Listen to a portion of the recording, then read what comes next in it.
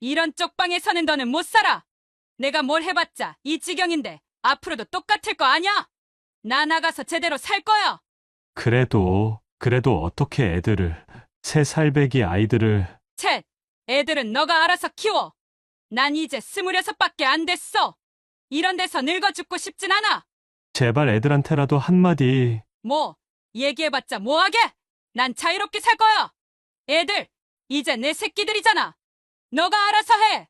이러지 마. 내가 어떻게. 연락도 하지 마, 찾지도 마. 양육비고 뭐고 바라지도 말고. 이제 난 너희랑은 끝이야.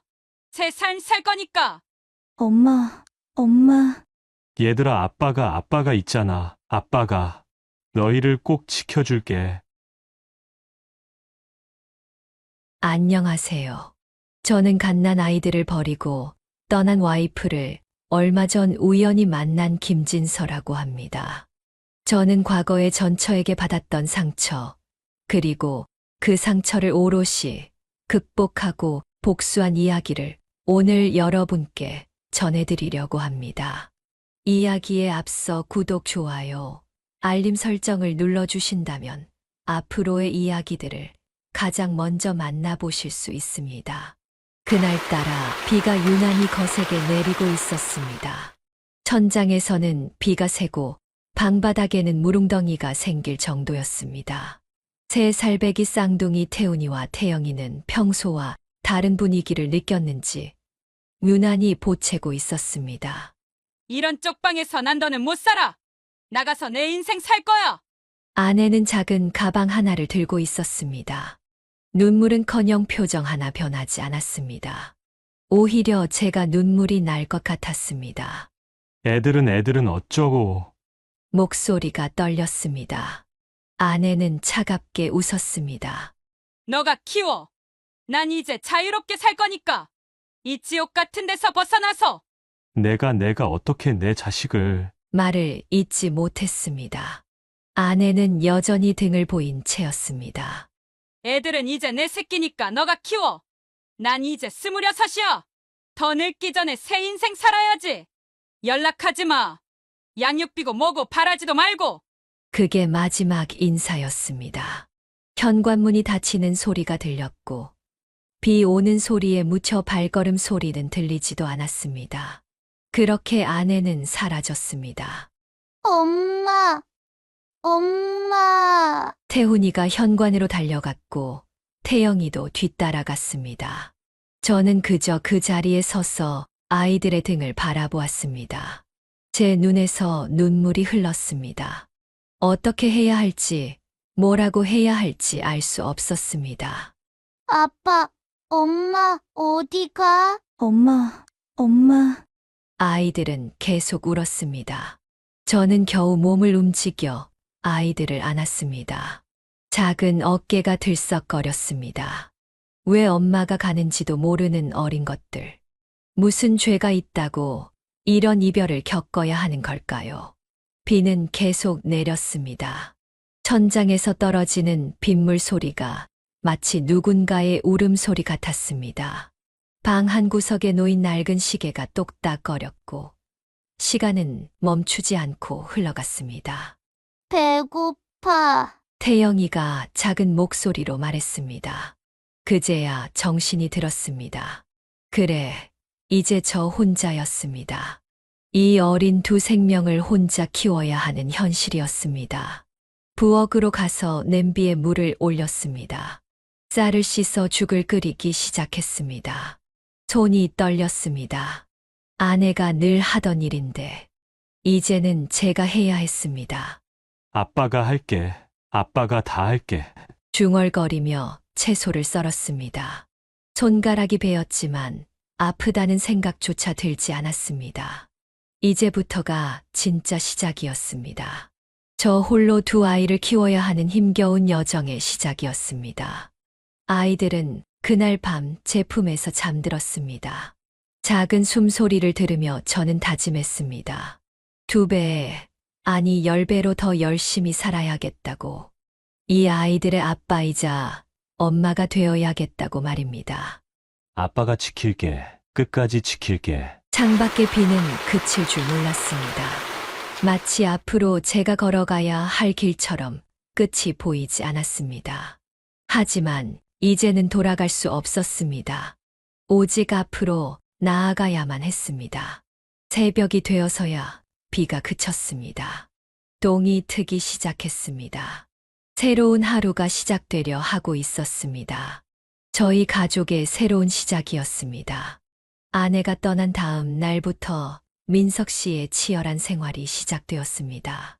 새벽 4시 알람 소리가 울리기도 전에 눈을 떴습니다. 잠을 설쳤기 때문이었습니다. 아니, 잠을 잘 수가 없었습니다.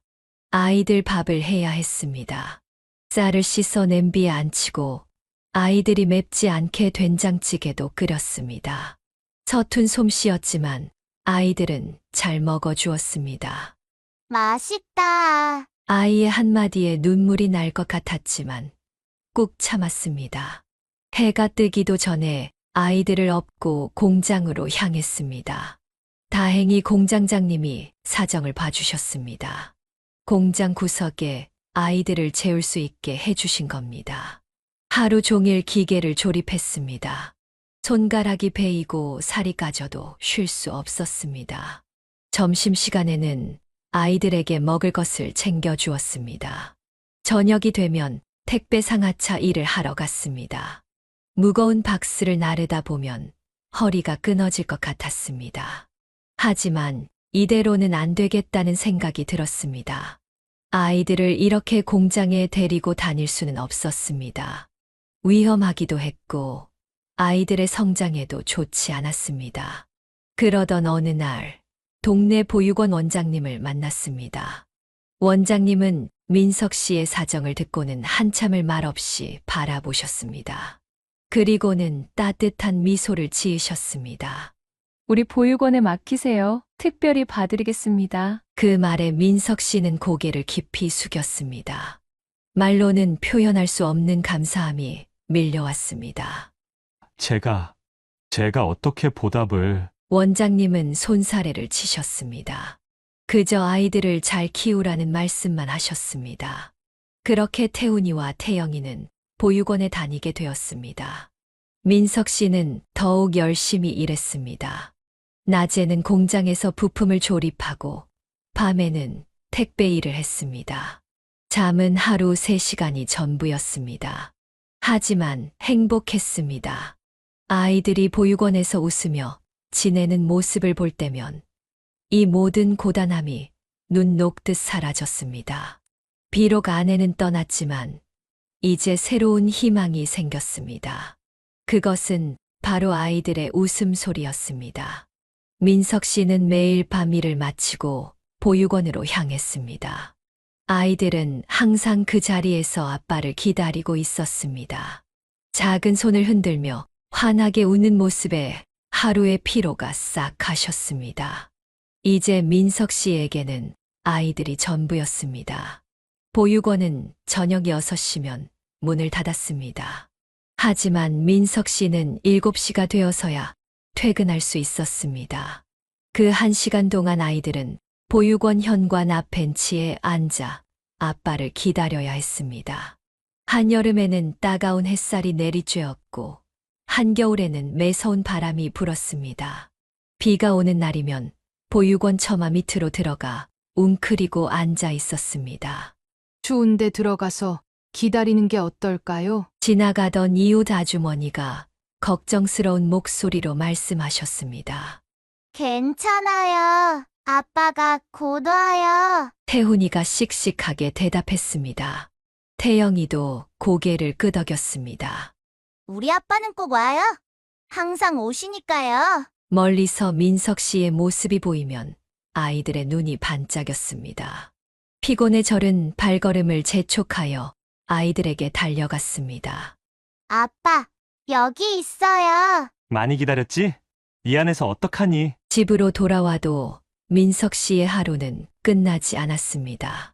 저녁 식사를 준비하고 아이들의 옷을 빨고 집안 청소를 하고 내일 입을 옷을 다림질했습니다. 밤 11시가 되어서야 아이들을 재웠습니다. 그제야 설거지를 하고 빨래를 널었습니다. 새벽 1시 드디어 모든 일과가 끝났습니다. 하지만 민석 씨는 쉴 수 없었습니다. 내일 아이들 도시락을 준비해야 했기 때문입니다. 도시락 반찬을 준비하다 보면 어느새 새벽 2시였습니다. 겨우 2시간 남짓 눈을 붙일 수 있었습니다. 그마저도 깊이 잠들지 못했습니다. 잠깐 눈을 감은 것 같은데 어느새 또 아침이 찾아왔습니다. 민석 씨의 하루는 다시 시작되었습니다. 피곤이 쌓여 온몸이 쑤셨지만 아이들의 등교 준비를 도와야 했습니다. 아빠, 오늘도 일찍 와줄 거죠? 아이들을 보육원에 데려다 주며 태영이가 물었습니다. 민석 씨는 아이의 머리를 쓰다듬었습니다. 비록 쉴 새 없이 바쁜 나날이었지만 아이들과 함께하는 시간은 그 무엇과도 바꿀 수 없는 소중한 순간이었습니다. 그때 민석 씨에게 작은 기적 같은 도움이 찾아왔습니다. 바로 옆집에 사시던 김 할머니였습니다. 홀로 사시던 할머니는 아이들을 마치 친손주처럼 여겨주셨습니다. 민석아, 내가 애들 봐줄 테니 너는 일하러 가거라. 할머니의 따뜻한 말씀에 민석 씨는 눈시울이 붉어졌습니다. 덕분에 야간 택배 일을 하는 동안 아이들을 맡길 수 있게 되었습니다. 3살배기 쌍둥이들은 할머니 댁에서 포근히 잠들 수 있었습니다. 할머니, 이거 맛있어요. 태훈이가 할머니께서 해주신 고구마를 맛있게 먹으며 말했습니다. 할머니는 아이들에게 맛있는 간식도 해주시고 재미있는 옛날 이야기도 들려주셨습니다. 우리 손주들 많이 컸구나. 할머니는 아이들을 무척 예뻐하셨습니다. 하지만 그 평화로운 나날도 오래가지 못했습니다. 어느 날 할머니께서 갑자기 쓰러지셨다는 소식을 들었습니다. 아빠, 할머니 언제 와? 태영이가 물었지만 민석 씨는 대답할 수 없었습니다. 병원으로 실려 가신 할머니는 결국 요양원으로 가시게 되었습니다. 서울에 사는 자녀분들이 모시고 가신다고 했습니다. 다시 민석 씨는 홀로 모든 걸 감당해야 했습니다. 이제는 공장에서라도 아이들을 돌봐야 했습니다. 다행히 공장장님이 사정을 이해해 주셨습니다. 공장 한쪽에 아이들이 누워있을 만한 공간을 내어주셨습니다. 기계 소리가 요란한 공장 안에서 아이들은 담요 위에 누워 잠들곤 했습니다. 민석 씨는 틈틈이 아이들을 살폈습니다. 기계를 돌리다가도 아이들이 조금만 기침을 해도 달려갔습니다. 밤이면 공장 안이 쌀쌀해졌습니다. 민석 씨는 자신의 작업복을 벗어 아이들에게 덮어주었습니다. 어깨가 시렸지만 아이들이 따뜻하게 잠든 모습을 보면 그마저도 행복했습니다. 작업대 위에는 아이들의 물병과 과자가 놓여 있었습니다. 배고프다고 하면 언제든 꺼내줄 수 있도록 말입니다. 한밤중에 잠에서 깨 물을 찾는 아이들에게 곧바로 달려갈 수 있게 했습니다. 고된 하루가 저물 때면 민석 씨는 잠든 아이들의 볼을 쓰다듬었습니다. 비록 완벽한 환경은 아니었지만 아이들과 함께할 수 있다는 것만으로도 감사했습니다. 이것이 지금 민석 씨가 할 수 있는 최선이었습니다. 시간이 흘러 태훈이와 태영이가 말을 더 잘하게 되면서 민석 씨는 가장 두려워하던 순간을 맞이하게 되었습니다. 어느 날 저녁 아이들이 물었습니다. 아빠, 우리 반 친구들은 다 엄마가 있는데 태훈이의 말에 민석 씨의 가슴이 무너져 내렸습니다. 태영이도 고개를 끄덕이며 말을 이었습니다. 우리 엄마는 어디 있어요? 한동안 말을 잇지 못했습니다. 아이들의 맑은 눈동자를 보며 거짓말을 할 수는 없었습니다. 하지만 너무 잔인한 진실도 말할 수 없었습니다. 엄마는 멀리 여행을 가셨단다. 언제 돌아와요? 더 이상의 질문은 없었습니다. 아이들은 마치 아빠의 마음을 아는 것처럼 조용히 고개를 숙였습니다. 그날 이후 아이들은 엄마 이야기를 꺼내지 않았습니다. 세월은 빠르게 흘러갔습니다. 어느새 아이들은 초등학교에 입학할 나이가 되었습니다. 입학식 날 운동장은 꽃단장을 하고 학부모들로 가득했습니다. 엄마 아빠의 손을 잡고 오는 아이들, 할머니 할아버지까지 모시고 온 아이들도 있었습니다. 민석 씨는 공장에 휴가를 냈습니다. 평생 처음 내본 휴가였습니다. 아이들의 첫 입학식만큼은 꼭 함께하고 싶었기 때문입니다. 머리도 단정히 깎고 양복도 빌려 입었습니다. 하지만 운동장에 들어서는 순간 민석 씨의 마음이 무거워졌습니다. 모든 아이들이 부모님과 함께였지만 태훈이와 태영이의 옆에는 아빠 한 명뿐이었기 때문입니다. 아이들은 그런 아빠의 마음을 알았는지 더 밝게 웃어주었습니다. 새 교복을 입은 모습이 그렇게 반짝반짝 빛이 났습니다. 첫 학교 생활에 대한 설렘으로 가득한 아이들의 모습에 민석 씨는 눈시울이 붉어졌습니다. 담임 선생님께서 아이들의 이름을 부를 때마다 떨리는 마음으로 지켜보았습니다. 태훈이와 태영이가 씩씩하게 대답하는 모습에 가슴이 벅차올랐습니다. 비록 한부모 가정이지만 당당하게 학교 생활을 시작하는 아이들이 자랑스러웠습니다. 입학식이 끝나고 기념사진을 찍을 때였습니다. 다른 가족들은 엄마 아빠가 양옆에서 아이를 안아주었지만 민석 씨는 혼자서 두 아이의 어깨를 감싸 안았습니다. 그 순간 민석 씨는 마음속으로 다짐했습니다. 앞으로도 아빠 혼자서 엄마의 빈자리까지 채워주겠다고 말입니다. 초등학교에 입학한 아이들은 특별한 재능을 보이기 시작했습니다. 특히 과학과 사회 과목에서 두각을 나타냈습니다. 어느 날 담임 선생님께서 민석 씨를 찾아오셨습니다. 아버님 잠시 시간 좀 내주시겠어요? 아이들 얘기를 좀 해야 할 것 같아서요. 불안한 마음으로 학교를 찾았지만 선생님의 표정은 밝았습니다. 태훈이와 태영이가 과학에 놀라운 재능을 보여요. 특히 태훈이는 지난 과학 실험에서 다른 접근법을 제시했는데 정말 창의적이더군요. 선생님의 말씀에 민석 씨는 가슴이 벅차올랐습니다. 매일 밤 공장에서 아이들이 잠든 모습을 지켜보며 불안했던 마음이 조금씩 녹아내렸습니다. 아이들을 과학 영재 프로그램에 추천하고 싶은데 어떠세요? 민석 씨는 망설였습니다. 추가되는 교육비가 부담스러웠기 때문입니다. 하지만 아이들의 미래를 위해서라면 무슨 일이든 해야 했습니다. 아이들은 방과 후 과학 수업을 들으며 날개를 달았습니다. 밤늦게까지 실험 준비를 하고 프로젝트를 완성하느라 바빴습니다. 민석 씨는 피곤한 몸을 이끌고 아이들의 실험을 도와주었습니다. 아빠, 이게 뭔지 알아요? 우리가 만든 로봇이에요. 태영이가 자랑스럽게 보여준 작품에 민석 씨는 놀라지 않을 수 없었습니다. 낡은 부품들을 조립해 만든 작은 로봇이었습니다. 공장에서 버려진 부품들을 주워다 만들었다고 했습니다. 중학교에 진학한 후에는 더 큰 성과를 이뤄냈습니다. 전국 과학 경진대회에 출전한 것입니다. 태훈이는 금메달을, 태영이는 은메달을 수상했습니다.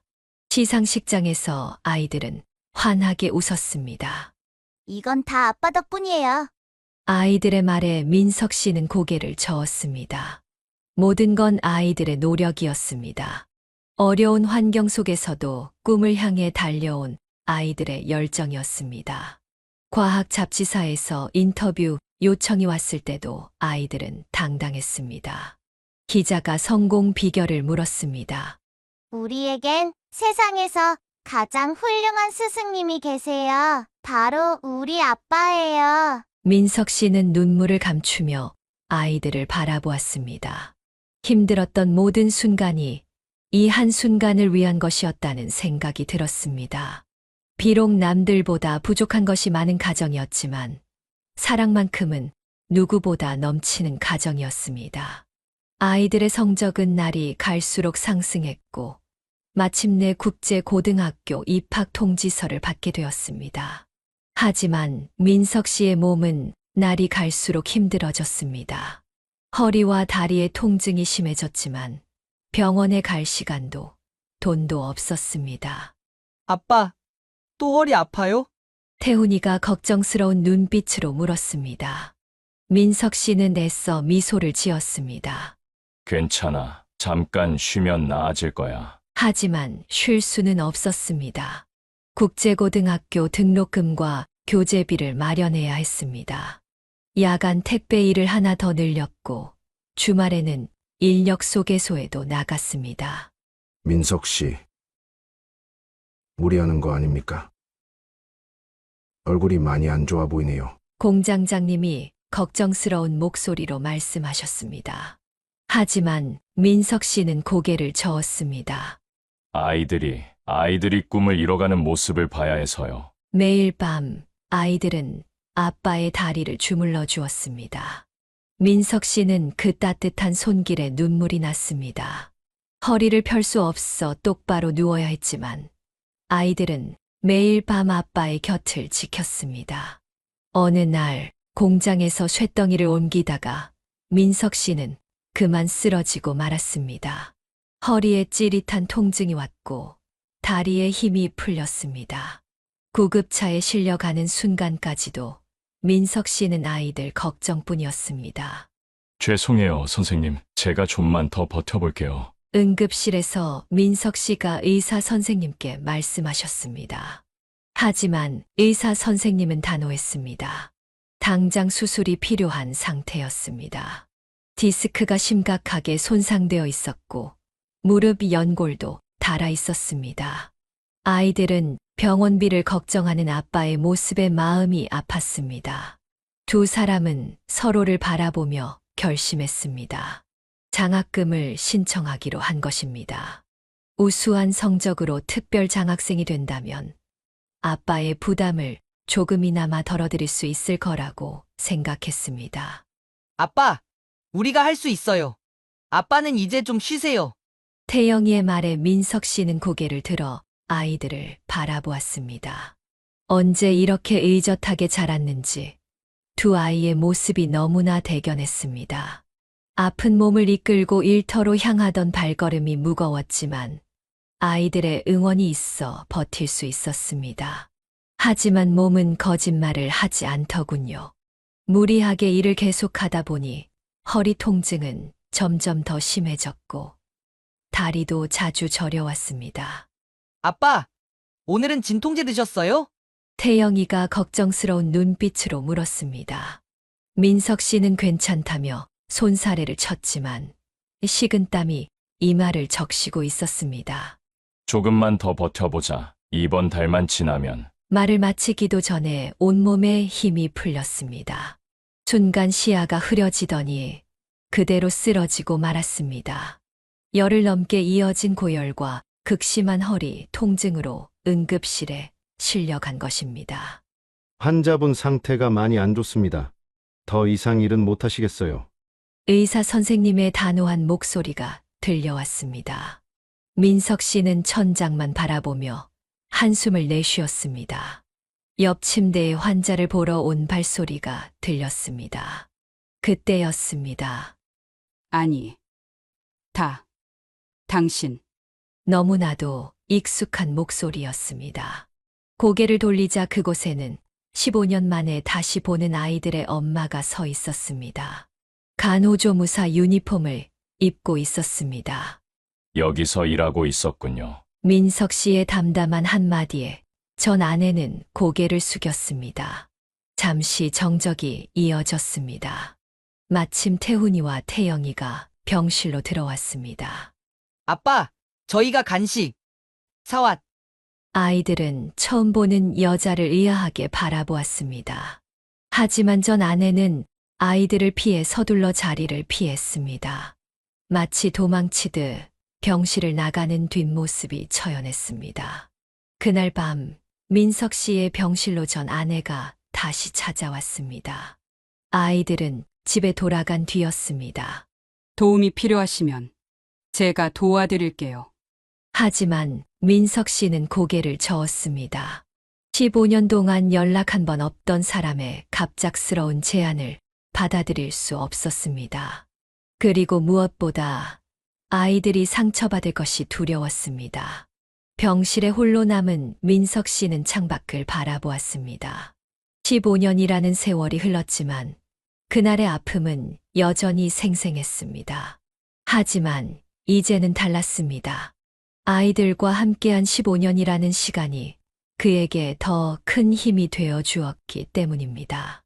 태훈이와 태영이는 그날의 만남에 대해 묻지 않았습니다.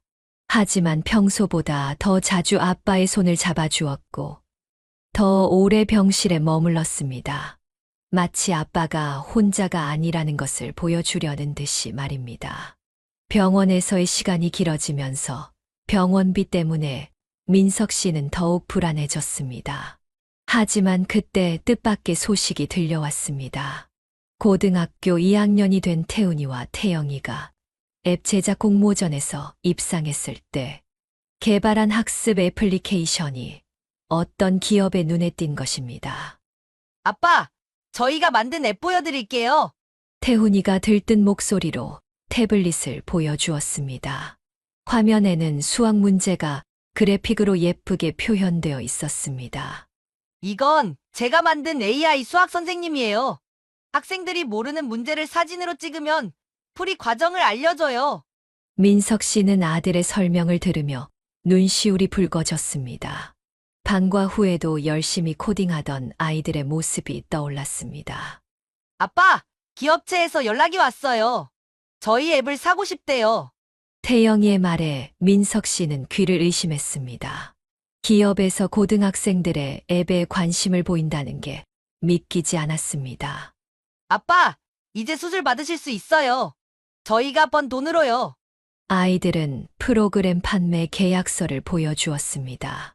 거기에 적힌 금액을 보고 민석 씨는 눈물을 멈출 수 없었습니다. 그동안 허리 수술을 미뤄왔던 것도 아이들 학비를 걱정했던 것도 모두 해결될 수 있는 금액이었습니다. 그 기업의 임원들이 직접 병원을 찾아왔습니다. 아이들의 뛰어난 개발 실력에 감탄하며 고등학교 졸업 후 취업을 제안했습니다. 장학금 지원도 약속했습니다. 두 학생의 미래가 정말 기대됩니다. 이런 인재는 처음 봤어요.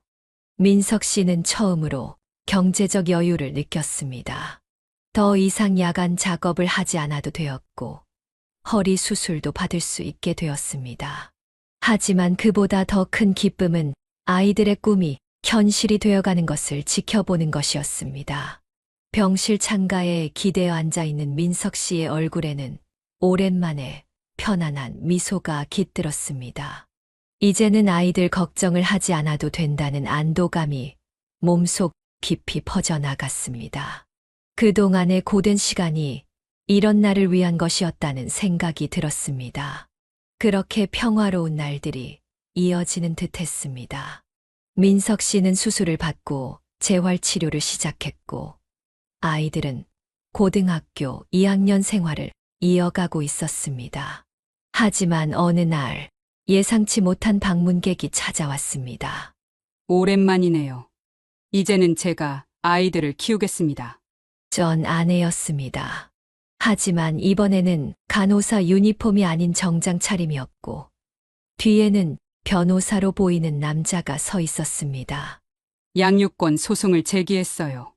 이제 미성년자인 우리 아이들을 데려갈 자격이 생겼으니까요. 민석 씨는 말을 잃었습니다. 15년 동안 한 번도 아이들을 찾지 않던 사람이 이제 와서 무슨 소리를 하는 건지 이해할 수 없었습니다. 어머니라고 불러야 하나요? 태훈이의 차가운 목소리가 들려왔습니다. 복도에서 모든 대화를 들은 아이들이었습니다. 태영이의 손에는 노트북이 들려 있었습니다. 전 아내는 당황한 기색이 역력했습니다. 하지만 이내 감정을 추스르고 말을 이었습니다. 이제는 너희를 제대로 키울 수 있어. 엄마가 좋은 집도 마련했고. 하지만 태영이가 노트북을 펼쳐 보였습니다. 화면에는 전 아내가 15년 전 재혼을 했다가 이혼한 기록, 도박 빚을 진 이력, 그리고 최근 파산 신청을 한 서류들이 있었습니다. 어머니의 현재 재산이 모두 채무 관계에 있다는 것도 찾아봤습니다. 저희를 이용해서 아버지에게서 합의금을 받아내려는 거죠? 태훈이의 말에 전 아내는 창백해졌습니다. 아이들은 이미 모든 것을 알고 있었습니다. 지능적인 아이들은 어머니가 자신들을 버린 진짜 이유도, 지금 다시 나타난 이유도 모두 파악하고 있었던 것입니다. 민석 씨는 아이들이 이런 아픈 진실을 어떻게 알게 되었을까 마음이 아팠습니다. 하지만 아이들의 눈빛은 흔들림이 없었습니다. 오히려 더욱 단단해 보였습니다. 저희는 아버지를 선택했습니다. 법정에서 뵙죠. 그렇게 말하고 돌아서는 아이들의 뒷모습이 그 어느 때보다 어른스러워 보였습니다. 민석 씨는 아이들이 이토록 크게 자란 것을 새삼 실감했습니다. 그날 밤 민석 씨는 아이들을 마주 앉혀놓고 모든 것을 이야기하기로 결심했습니다. 15년 동안 가슴 속에 묻어두었던 진실을 털어놓아야 할 때라고 생각했습니다. 이제는 너희가 다 알 것 같구나. 아빠가 미안하다. 떨리는 목소리로 말을 꺼냈습니다. 그동안 아이들에게 엄마가 여행을 갔다고 거짓말을 한 것도, 진실을 숨긴 것도 모두 사과했습니다. 사실 그날 엄마는 다른 사람과 새 삶을 시작하고 싶다고 했어. 아빠가 너무 가난하고 우리 생활이 너무 힘들다고. 민석 씨의 눈에서 눈물이 흘렀습니다. 그동안 아이들이 상처받을까봐 말하지 못했던 이야기들이 하나둘씩 흘러나왔습니다.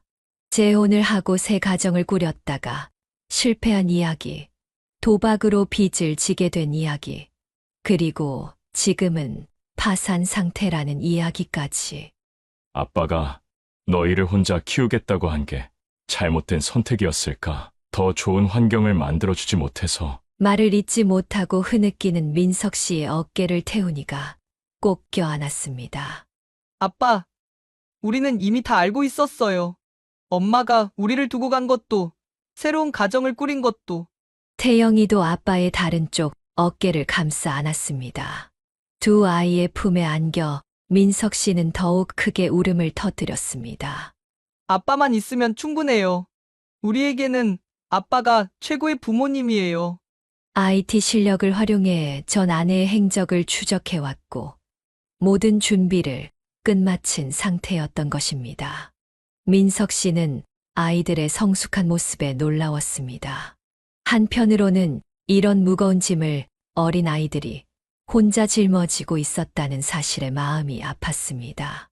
이제부터는 아빠도 우리에게 모든 걸 이야기해주세요. 우리도 다 컸잖아요. 아이들의 말에 민석 씨는 고개를 끄덕였습니다. 더 이상 혼자 고민하고 아파하지 않기로 했습니다. 이제는 서로를 더 믿고 의지하며 나아가기로 한 것입니다. 그날 이후 아이들은 더욱 바빠졌습니다. 태훈이는 학교 법률 동아리 선생님을 찾아가 자문을 구했습니다. 방과 후에는 학교 도서관에서 양육권 관련 판례들을 찾아보며 공부했습니다. 선생님, 미성년자가 법정에서 증언할 수 있나요? 법률 동아리 지도교사는 태훈이의 진지한 모습에 놀라워했습니다. 평소 과학에만 몰두하던 학생이 이렇게 법을 공부하는 모습이 감동적이었나 봅니다. 양육권 소송에서는 미성년자의 의견도 중요하게 고려된다고 하셨죠? 태훈이는 꼼꼼하게 메모를 하며 준비했습니다. 한편 태영이는 자신만의 방법으로 준비를 시작했습니다. IT 기술을 활용해 전 아내의 과거 행적을 추적했습니다. 아빠, 저희가 찾은 자료들이에요. 어머니가 재혼하고 이혼한 기록이요. 태영이가 정리한 자료들은 마치 전문 탐정의 것처럼 체계적이었습니다. SNS 기록부터 법원 공시 자료까지 모든 것이 완벽하게 정리되어 있었습니다. 이걸 어떻게 다 찾았니? 민석 씨는 아이들의 능력에 놀라워하면서도 한편으로는 마음이 아팠습니다. 아이들이 이런 일까지 하게 된 것이 안타까웠기 때문입니다. 하지만 아이들의 눈빛은 더없이 진지했습니다. 법원에 제출할 자료들이 하나둘 모이기 시작했습니다. 민석 씨가 아이들을 혼자 키우며 얼마나 헌신적으로 노력했는지를 보여주는 기록들, 전 아내가 연락 한 번 없었다는 것을 증명하는 자료들, 아이들의 학교 생활 기록부까지. 특히 태영이는 전 아내가 도박으로 재산을 탕진하고 빚을 진 증거도 찾아냈습니다. 파산 신청 전에 여러 차례 대출을 받은 기록, 카지노 출입 기록까지 모두 정리했습니다. 민석 씨는 아이들이 이토록 철저하게 준비하는 모습을 보며 눈시울이 붉어졌습니다. 어린 시절부터 이렇게 자신을 지키기 위해 싸워야 했던 아이들이 너무나도 대견하고 또 안쓰러웠습니다. 그러나 아이들은 오히려 더 당당했습니다. 이번 일을 통해 자신들이 얼마나 사랑받고 자랐는지, 그리고 앞으로도 어떤 선택을 해야 하는지 확실히 알게 되었다고 했습니다. 드디어 법정 심리가 시작되었습니다. 전 아내 측 변호사는 민석 씨의 건강 상태를 문제 삼았습니다. 허리 수술을 받은 상태이고 경제적으로도 불안정하다는 점을 강조했습니다. 저희 의뢰인은 현재 안정된 직장과 수입이 있습니다. 아이들에게 더 나은 환경을 제공할 수 있습니다. 전 아내의 변호사가 자신만만하게 이야기했습니다. 하지만 그때였습니다. 태훈이가 일어나 발언권을 요청했습니다. 재판장님, 저희가 직접 이야기해도 될까요? 법정은 순간 조용해졌습니다. 판사님은 잠시 고민하시더니 고개를 끄덕이셨습니다. 태훈이는 차분한 목소리로 말을 이어갔습니다. 15년 전 저희가 3살 때 어머니는 단 한마디 말도 없이 저희를 버리고 가셨습니다. 그동안 생일 축하 전화 한 통 없었고 명절에도 찾아오지 않으셨습니다. 아버지 혼자서 저희를 키우시느라 얼마나 고생하셨는지. 태훈이의 목소리가 흔들렸습니다. 태영이가 자리에서 일어나 형의 뒤를 이었습니다. 노트북을 펼쳐 자료들을 보여주기 시작했습니다. 어머니께서는 현재 도박 빚으로 인한 파산 상태이시고 저희를 데려가시려는 진짜 이유는 아버지에게서 합의금을 받아내기 위해서입니다. 모든 증거 자료가 여기 있습니다. 전 아내는 창백한 얼굴로 자리에서 일어났다가 다시 주저앉았습니다. 그녀의 변호사도 당황한 기색이 역력했습니다. 준비된 자료들 앞에서 할 말을 잃은 것 같았습니다. 법정은 다시 한번 숙연해졌습니다. 판사님은 아이들이 준비한 자료들을 꼼꼼히 살펴보셨습니다. 그리고 마지막으로 아이들에게 물으셨습니다. 너희들의 진심 어린 의견을 듣고 싶구나. 태훈이와 태영이는 서로를 바라보았습니다. 그리고 함께 또렷한 목소리로 대답했습니다. 저희는 아버지와 함께 살기를 원합니다. 아버지는 저희를 위해 자신의 모든 것을 바치신 분입니다. 저희에게는 세상에서 가장 훌륭한 부모님입니다. 재판은 민석 씨의 완벽한 승리로 끝이 났습니다. 전 아내는 모든 양육권을 포기한다는 서류에 서명했고 더 이상 아이들을 찾아오지 않겠다고 약속했습니다. 법정 공방이 끝난 후 민석 씨는 마침내 허리 수술을 받을 수 있었습니다. 그동안 미뤄왔던 수술비도 재활치료비도 아이들이 번 앱 수익금으로 해결할 수 있었습니다. 아빠, 이제 정말 쉬세요. 저희가 다 할게요. 태훈이가 병실에서 간호를 도맡아 했습니다. 재활치료사의 지시를 꼼꼼히 메모하고 아빠의 운동을 도와주었습니다. 형, 나는 오늘도 과학고 시험실에 가봐야 해. 태영이는 IT 개발을 계속하면서도 틈틈이 병실을 찾았습니다. 두 아이는 번갈아가며 아빠를 돌보았습니다. 힘들 법도 한데 투정 한 번 없었습니다. 수술 후 재활치료는 생각보다 더딘 과정이었습니다. 하지만 민석 씨는 포기하지 않았습니다. 아이들과 함께 산책도 하고 가벼운 운동도 시작했습니다. 아빠, 저 진로를 바꾸기로 했어요. 어느 날 태훈이가 조심스럽게 말을 꺼냈습니다. 민석 씨는 그동안 아들이 고민이 있다는 걸 눈치채고 있었습니다. 이번 일을 겪으면서 많이 생각해봤어요. 저는 법조인이 되고 싶어요. 이번에 우리처럼 아픈 사람들, 힘든 사람들을 도와주고 싶어요. 민석 씨의 눈시울이 붉어졌습니다. 아들이 이렇게 성장한 모습을 보니 가슴이 벅차올랐습니다. 과학도의 길을 포기하고 법조인을 선택한다는 것이 쉬운 결정은 아니었을 텐데 아들은 이미 마음을 굳혔나 봅니다. 태훈이는 고등학교 3학년이 되자 공부 방향을 바꾸었습니다. 과학 실험 대신 사회 교과서를 펼쳤고 수학 문제집 대신 판례집을 보기 시작했습니다. 주말이면 로스쿨 준비반에도 다녔습니다.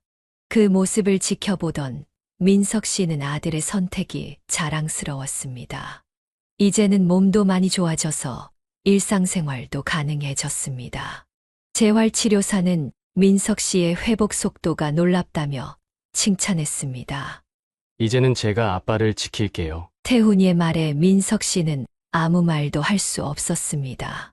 그저 아들을 꼭 안아줄 수밖에 없었습니다. 아들의 어깨가 어느새 이렇게 단단해졌다는 것이 실감났습니다. 태훈이가 로스쿨 진학을 준비하는 동안 태영이는 또 다른 길을 걸었습니다. 기업에서 제안받은 특별 채용의 기회를 잡은 것입니다. 고등학교를 졸업하자마자 IT 개발팀의 막내 연구원이 되었습니다. 아빠, 제가 첫 월급을 받았어요. 태영이가 들뜬 목소리로 말했습니다. 민석 씨는 아들이 내민 월급 명세서를 보고 놀라지 않을 수 없었습니다. 고등학교를 갓 졸업한 나이에 받기에는 믿기 힘든 금액이었습니다. 이런 거 아빠가 받으면 안 되는데. 민석 씨가 손사래를 치자 태영이가 웃으며 말했습니다. 이제는 저희가 아빠를 모실 차례잖아요. 그동안 너무 고생하셨는데. 태영이는 매일 아침 회사로 출근하면서도 틈틈이 새로운 프로그램을 개발했습니다. 퇴근 후에는 자신만의 개발 프로젝트를 이어갔고 주말에는 IT 스타트업 강연에도 초청받았습니다. 그러던 어느 날 두 아이가 민석 씨를 데리고 나갔습니다. 차를 타고 한참을 달려 도착한 곳은 평소에는 감히 쳐다보지도 못했던 고급 아파트 단지였습니다. 아빠, 눈 감으세요. 아이들은 민석 씨의 손을 잡고 엘리베이터에 올랐습니다. 어디론가 걸어가더니 멈춰 섰습니다. 이제 눈을 떠보세요. 눈을 떴을 때 민석 씨는 깜짝 놀랐습니다. 햇살이 가득 들어오는 소형 아파트였습니다. 새 아파트 특유의 깨끗한 냄새가 풍겼고 거실에는 이미 새 가구들이 놓여 있었습니다. 태훈이와 태영이는 뿌듯한 표정으로 아빠의 반응을 지켜보았습니다. 태영이의 월급과 앱 수익금, 그리고 태훈이가 받은 장학금을 모아 마련한 새 집이었습니다. 거실 한쪽 벽에는 민석 씨가 아이들과 찍은 사진들이 예쁘게 걸려 있었습니다. 초등학교 입학식 때의 사진부터 고등학교 졸업식 때의 사진까지 세 사람의 추억이 고스란히 담겨 있었습니다.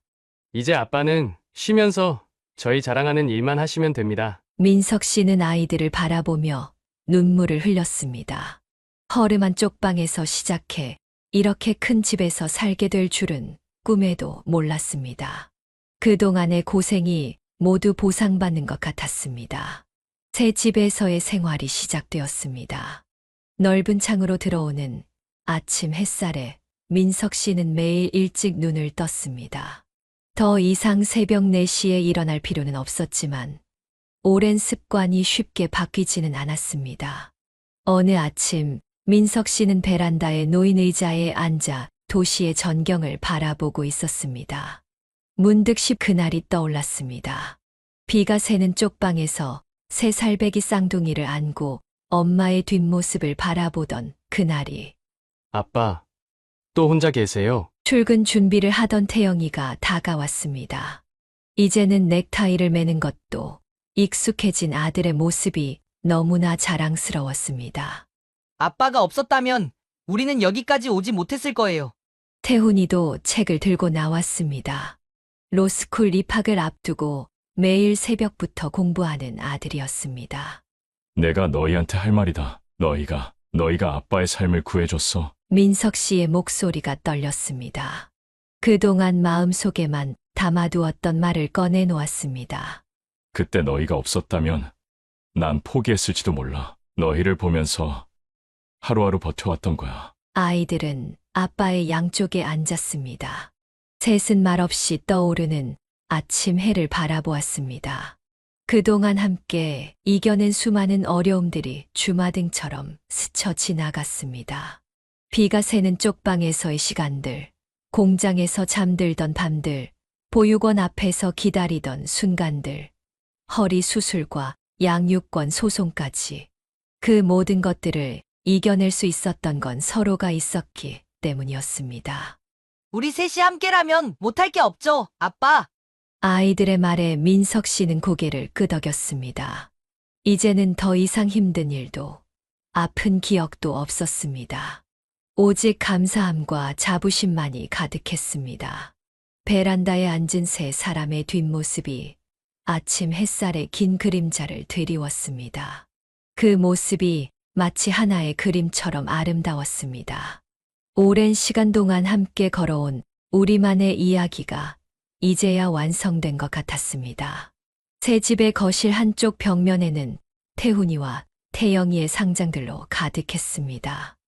과학경진대회 금메달부터 IT 공모전 대상까지 두 아이의 성취가 고스란히 담겨 있었습니다. 하지만 민석 씨에게는 그것보다 더 소중한 것이 있었습니다. 아빠, 이거 보세요. 제가 어릴 때 그린 그림이에요.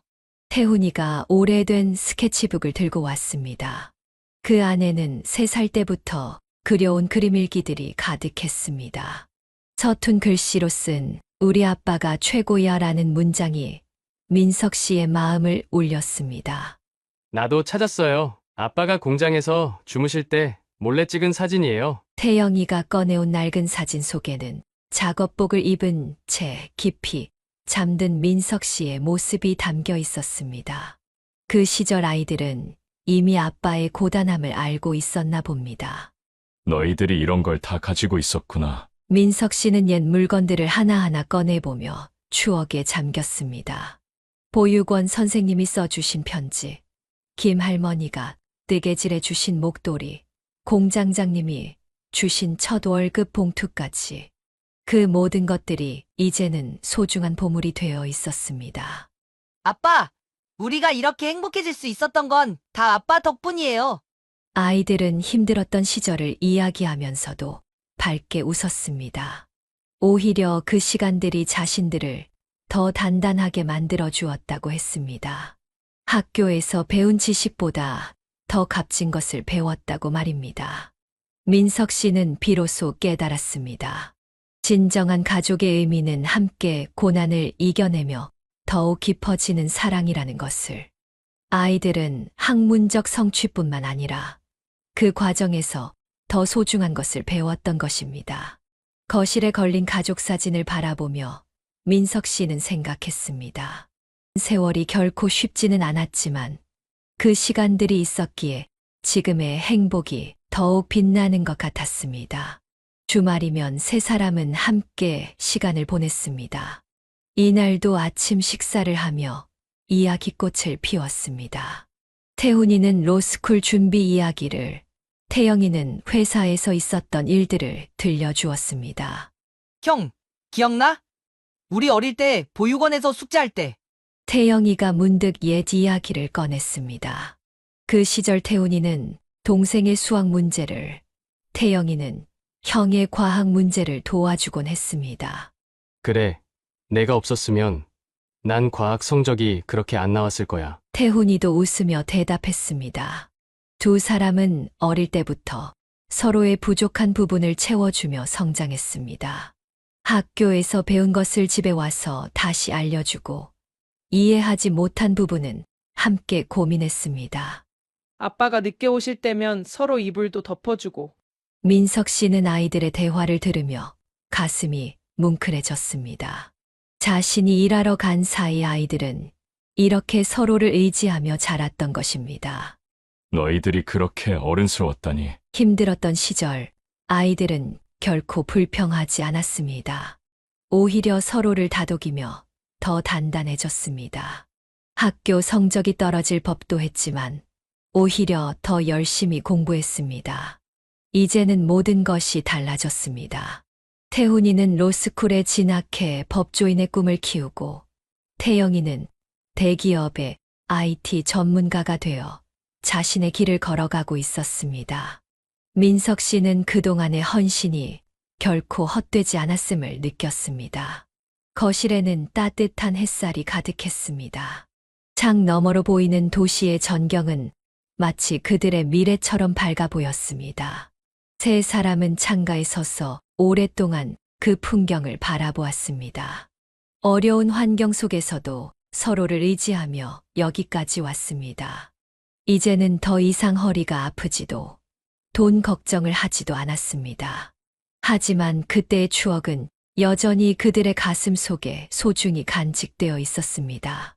민석 씨의 허리도 완쾌되어 이제는 가벼운 운동도 할 수 있게 되었습니다. 아침마다 아이들과 함께 단지 내 공원을 산책하는 것이 일과가 되었습니다. 태훈이는 로스쿨 입학을 앞두고 법률 서적을 공부하느라 바빴습니다. 책상 위에는 늘 판례집이 쌓여 있었고 벽에는 아버지의 옛 사진을 붙여두었습니다. 아빠, 제가 왜 이 사진을 묻혀두었는지 아세요? 태훈이가 공장에서 일하던 아버지의 사진을 가리켰습니다. 힘들 때마다 이 사진을 봐요. 아빠가 우리를 위해 얼마나 고생하셨는지 잊지 않으려고요. 태영이의 회사 책상에도 비슷한 사진이 놓여 있었습니다. IT 개발팀의 막내였지만 누구보다 열심히 일했습니다. 선배들은 그의 성실함에 감탄했습니다. 우리 태영이 요즘 회사에서 칭찬이 자자하다며? 민석 씨가 말을 건네자 태영이는 수줍게 웃었습니다. 아빠 덕분이에요. 아빠처럼 성실하게 살고 싶어서요. 두 아이는 각자의 자리에서 아버지의 헌신을 기억하며 미래를 향해 달려갔습니다. 태훈이는 약자의 편에 서서 정의를 지키는 법조인이 되겠다는 꿈을, 태영이는 새로운 기술로 세상을 바꾸는 개발자가 되겠다는 꿈을 키웠습니다. 어느 날 저녁, 세 사람은 베란다에 앉아 별을 보고 있었습니다. 도시의 불빛 사이로 희미하게 보이는 별들이 마치 그들의 과거와 현재를 비추는 것 같았습니다. 민석 씨는 문득 깨달았습니다. 가족이란 단순히 피로 이어진 관계가 아니라 서로를 위해 희생하고 사랑하며 만들어가는 것이라는 걸. 그리고 그 과정에서 피어나는 희망의 가치를 말입니다. 아이들의 꿈이 하나둘 현실이 되어가는 것을 지켜보는 것. 그것이 바로 민석 씨에게는 가장 큰 행복이었습니다. 비록 험난한 길이었지만 그 길 끝에서 만난 오늘의 행복이 모든 것을 보상해 주는 것 같았습니다. 시간이 흘러 어느덧 태훈이의 로스쿨 입학식 날이 되었습니다. 태영이는 회사에 휴가를 내고 함께 참석했습니다. 태훈이가 꿈꾸던 법조인의 첫걸음을 내딛는 순간이었습니다. 아빠, 기억나세요? 처음 제가 법조인이 되고 싶다고 했을 때. 태훈이의 말에 민석 씨는 고개를 끄덕였습니다. 과학도의 길을 포기하고 법조인의 꿈을 선택했던 그날이 떠올랐습니다. 이제는 저희가 아빠의 든든한 버팀목이 되어드릴게요. 태영이도 형의 어깨를 두드리며 말했습니다.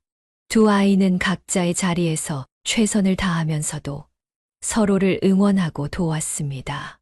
우리 아들들 정말 자랑스럽구나. 민석 씨의 눈시울이 붉어졌습니다. 한때는 비가 새는 쪽방에서 시작했지만 이제는 아이들이 각자의 꿈을 향해 달려가고 있었습니다. 태훈이는 법을 공부하면서도 틈틈이 태영이의 회사 일을 도왔습니다. 계약서를 검토해주고 법적 자문을 해주었습니다. 태영이는 자신의 IT 기술로 형의 공부를 도왔습니다. 법전 검색 프로그램을 만들어 선물하기도 했습니다.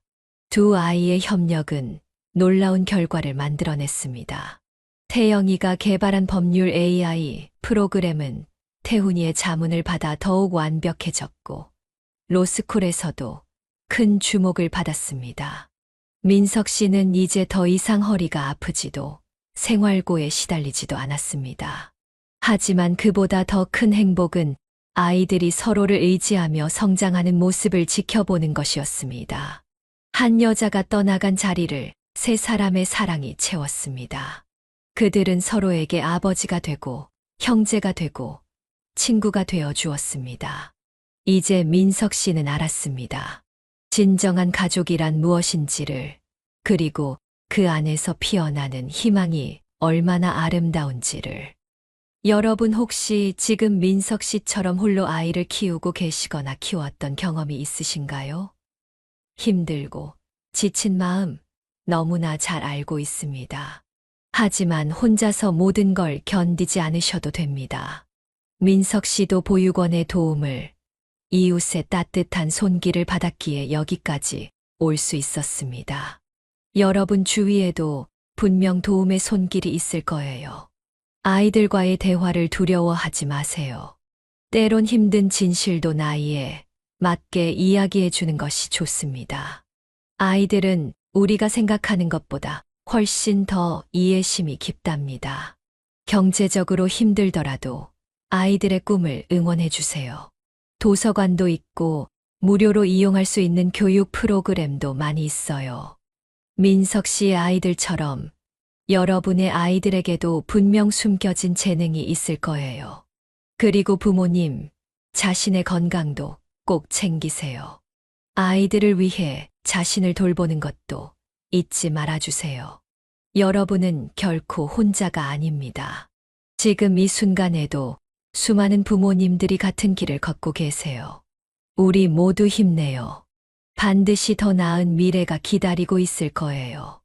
여기까지 인생의 후반부를 이야기하다 지혜사연이었습니다. 민석 씨의 이야기가 인상 깊으셨다면 구독, 좋아요, 알림 설정, 댓글까지 부탁드리겠습니다.